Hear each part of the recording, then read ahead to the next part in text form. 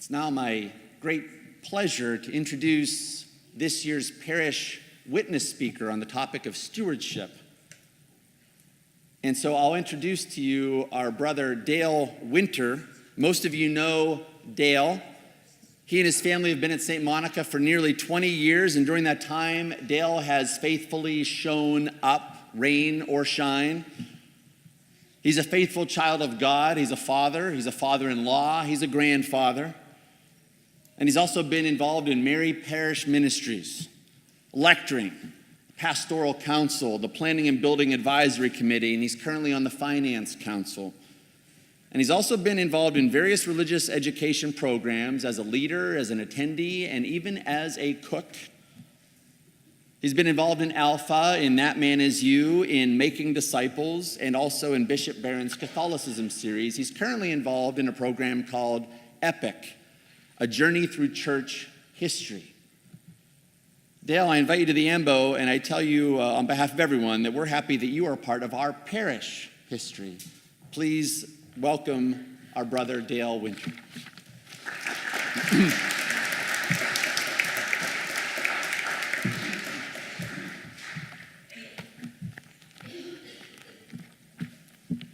Thank you, Deacon Frank.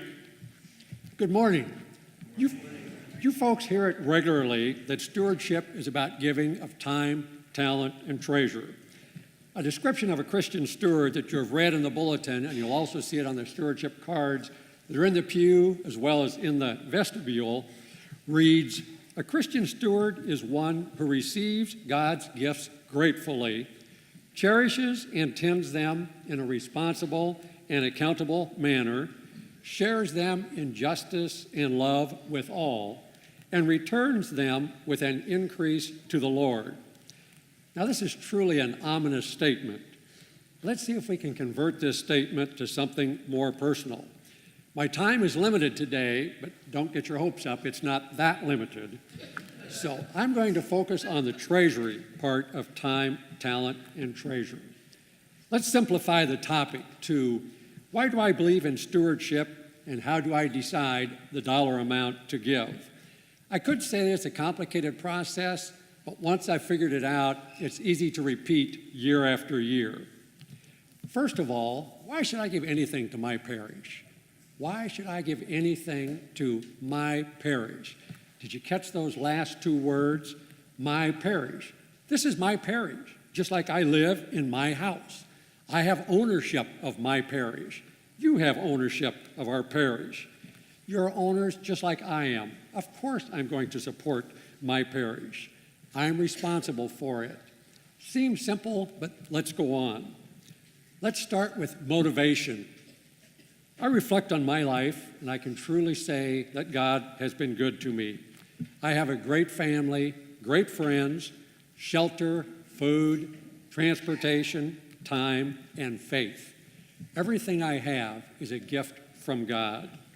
How do I know that? Because for one, I feel it in my heart. And in verse after verse in Scripture, it tells me so. I am a mere steward of God's gifts.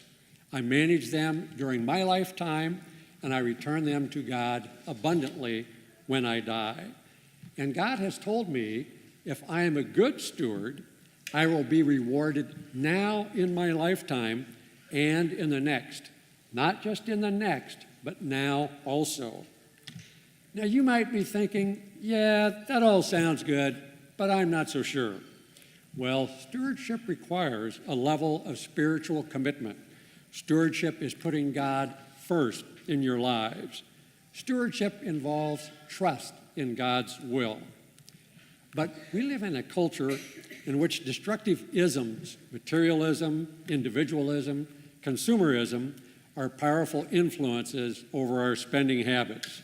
I know in my heart the real temptation lies within, the tendency to take the many blessings of life for granted, the temptation to approach life from a perspective of entitlement rather than ingratitude. Now let's talk about the amount to give. What is the amount that expresses my gratitude for all that God has given to me?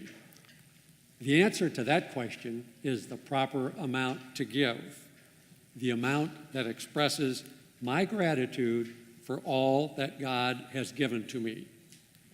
Why does my parish need money? As a Catholic parish whose mission is to spread the gospel, we have an outreach responsibility, and we have many ministries engaged in this outreach. We need money to carry out our mission and to touch the lives of others. How do we here at St. Monica's touch the lives of others? In many ways. One, by spreading the gospel through our RCIA program, our faith formation programs for children and adults, our Lenten mission. We have outreach to touch the lives of others by exercising charity through our St. Vincent de Paul Society, our giving tree at Christmas, our Thanksgiving food collection. We touch the lives of others by performing works of mercy through our funeral luncheons, our Friends of the Needy, and our Eucharistic ministry for the homebound. And this is only a sampling of the many ministries we support here at St. Monica's. There are many, many more. Personally, I think about treasurer part of stewardship throughout the year. Anytime I'm going to make a significant purchase, or let's say a semi-significant purchase, I think, do I really need this? If God was walking down the road next to me, might he have other ideas how I should use his gifts? Knowing that my guardian angel is looking over my shoulder, does that look in his eyes say, "Good job, Dale"? Or does that look say, Dale, what are you thinking?" The same thought process applies when I'm making charitable contributions. There are a lot of good causes out there, far too many for me to individually support. I heavily slant my charity toward let's say, the church, the Christian, or the Catholic causes, knowing that there are many people and organizations out there who are non-church and won't be putting these on the top of their contribution list. And now for the most favored two words when you hear someone speak, in conclusion. How does it make me feel to give back to God? As stewards, we're called to receive all from God with a grateful heart, an attitude of gratitude, an attitude of gratitude. The key here is to be grateful for the gifts we receive.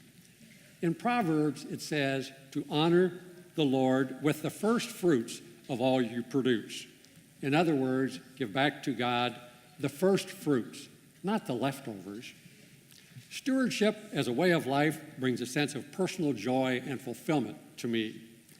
A few points for us to ponder. Do I approach life from a perspective of entitlement, letting the destructive isms, materialism, individualism, and consumerism control me? Or do I receive God's gifts gratefully with an attitude of gratitude and give back to God my first fruits? My prayer for you and me is that when we die, the Lord greets us with the words, "Well done, good and faithful steward."